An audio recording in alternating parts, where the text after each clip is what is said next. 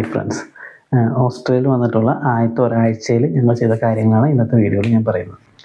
അപ്പോൾ പലർക്കും വ്യത്യാസം ഉണ്ടാവും, എന്നാലും ഞങ്ങൾ ചെയ്ത കാര്യങ്ങളാണ്.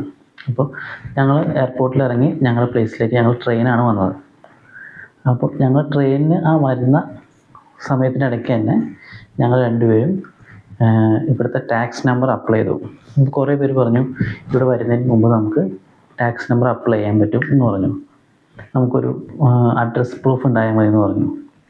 പക്ഷേ ന്യൂസിലാൻഡ് സിറ്റിസൺ ആയതുകൊണ്ടാണോന്ന് അറിയില്ല, ഇവിടെ വന്ന് നമ്മൾ പാസ്പോർട്ട് സ്കാൻ ചെയ്യുമ്പോഴാണ് നമുക്കുള്ള വിസ ഇലക്ട്രോണിക്കലി കിട്ടുന്നത്.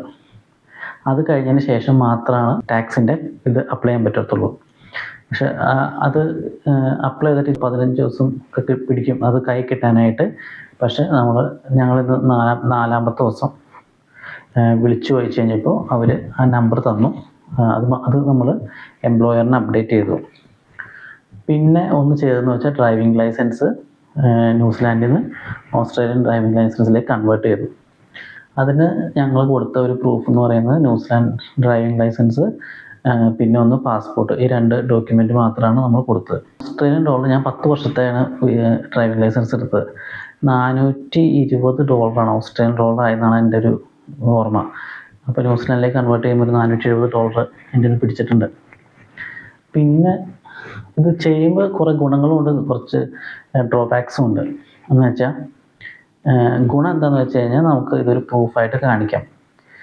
പക്ഷേ ഇതിൻ്റെ കാർഡ് കൈ കിട്ടാൻ, അപ്പോൾ നമുക്കൊരു റെസിപ്റ്റാണ് നമുക്ക് ആദ്യമേ തരുന്നത്. ഇപ്പോൾ അത് കഴിഞ്ഞ് ഇതിൻ്റെ കാർഡ് കൈ കിട്ടാനായിട്ട് നമുക്കൊരു 1.5 ആഴ്ചയൊക്കെ സമയം പിടിക്കുന്നുണ്ടെന്ന് എനിക്ക് തോന്നി. ഇപ്പോൾ ഞാൻ ഒരാഴ്ചയായി, എനിക്കിതുവരെ കിട്ടിയിട്ടില്ല. അപ്പോൾ ചില സ്ഥലത്ത് നമ്മളത് പ്രൂഫായിട്ട് കൊടുക്കുമ്പോൾ അവർക്ക് ഈ റെസിപ്റ്റ് അവർ അക്സെപ്റ്റ് ചെയ്യുന്നില്ല. അവർക്ക് വേണ്ടത് കാർഡാണ്. അപ്പോൾ ഇതിനകത്തൊരു കാർഡ് നമ്പറൊക്കെ ഉണ്ട്. അപ്പോൾ അതൊക്കെയാണ് അവർ ചോദിക്കുന്നത്. അപ്പോൾ അതിന് വേറൊരു പ്രൂഫ് നമ്മൾ കയ്യിൽ വെച്ചിട്ട് വേണം. കയ്യിൽ ഒരു എക്സ്ട്രാ പ്രൂഫ് നമുക്ക് വേണം. നമുക്ക് വീടിൻ്റെ റെൻ്റൽ അഗ്രിമെൻറ്റ് വയ്ക്കാം, ഇലക്ട്രിസിറ്റി ബില്ലിൻ്റെ, അങ്ങനത്തെ എന്തെങ്കിലുമൊക്കെ ഒരു പ്രൂഫ് വേണം. പിന്നെ അടുത്ത് ഞങ്ങൾ ചെയ്തത് മെഡിക്കെയർ അപ്ലൈ ചെയ്യുന്നിടത്ത് ഇപ്പോൾ ഞാൻ പറഞ്ഞ പോലെ ഞങ്ങൾ ഡ്രൈവിംഗ് ലൈസൻസിൻ്റെ റെസിപ്റ്റ് കൊടുത്തു.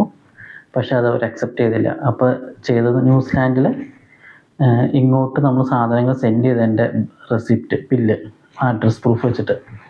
പിന്നെ ഇവിടുത്തെ ടെനൻ്റ് എഗ്രിമെൻറ്റ് കൊടുത്തു.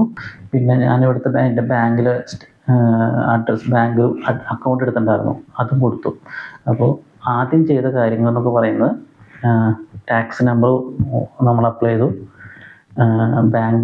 ബാങ്കിൽ അക്കൗണ്ട് എടുത്തു, ലൈസൻസ് കൺവേർട്ട് ചെയ്തു.